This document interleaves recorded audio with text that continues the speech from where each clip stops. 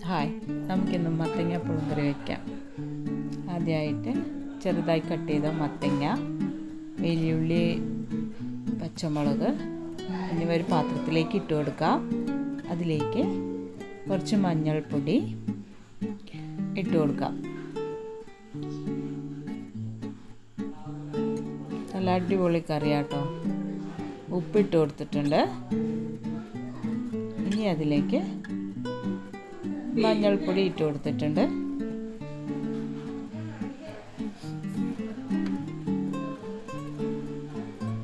കൂടത്തിൽ വേവാൻ ആവശ്യമുള്ള വെള്ളം കൂടെ ഒഴിച്ചു കൊടുത്തിട്ടുണ്ട്.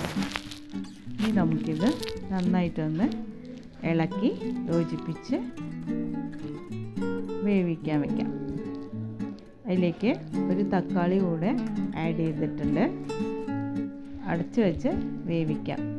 മത്തങ്ങയും ഒരു 5-10 മിനിറ്റിന് ശേഷം മത്തങ്ങയും ബാക്കിയുള്ള പച്ചക്കറികളെല്ലാം വെന്ത് വന്നിട്ടുണ്ട്. ഇനി അതിലേക്ക് നമുക്ക് 1 ടീസ്പൂൺ മല്ലിപ്പൊടി,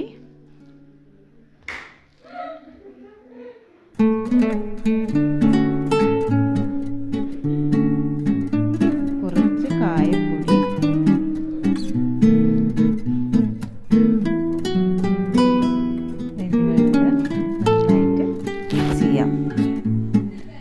നല്ലപോലെ മിക്സ് ചെയ്യുക.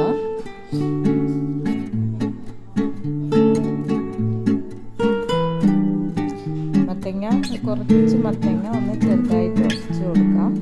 മുഴുവനായിട്ട് ഉടച്ചു കൊടുക്കണം, ചെറുതായിട്ടൊന്ന് ഉടച്ചു കൊടുത്താൽ മതി. അപ്പോൾ കറിക്ക് നല്ലൊരു തിക്നെസ് ഉണ്ടാവും. ഇതിൽ നമ്മൾ തേങ്ങയൊന്നും ചേർക്കുന്നില്ല കേട്ടോ.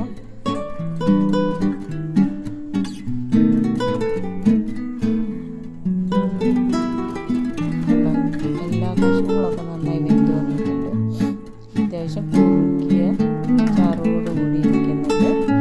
ഇനി നമുക്ക് അത് മാറ്റി വയ്ക്കാം. ഈ കടുക് വറുത്ത് അതിലേക്ക് ഒഴിക്കാം. ഒരു ചീനച്ചട്ടി അടുപ്പത്ത് വെച്ച് അതിലേക്ക് കുറച്ച് വെളിച്ചെണ്ണ ഒഴിച്ചു കൊടുക്കാം.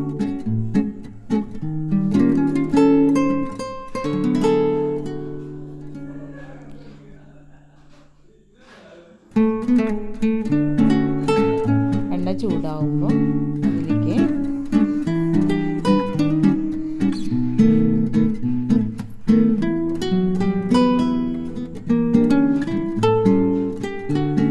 കുറച്ച് ഉലുവ ഇട്ട് കൊടുക്കാം.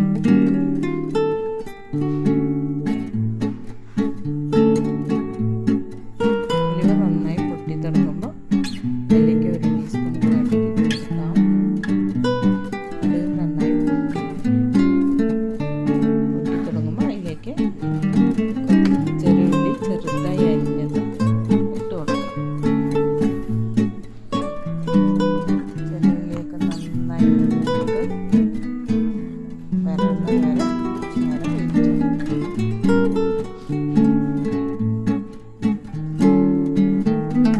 ഇതിൽ പുളിയൊന്നും ഒഴിക്കുന്നില്ല കേട്ടോ.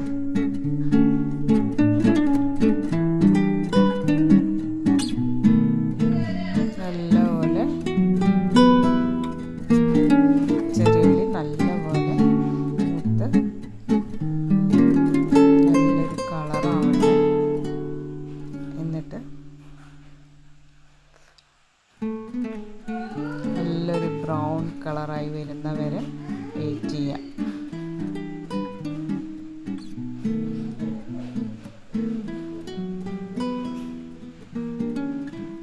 അതിലേക്ക് ഒരു ലേശം ചതച്ച മുളക് കൂടെ ചേർത്തിട്ടുണ്ട്.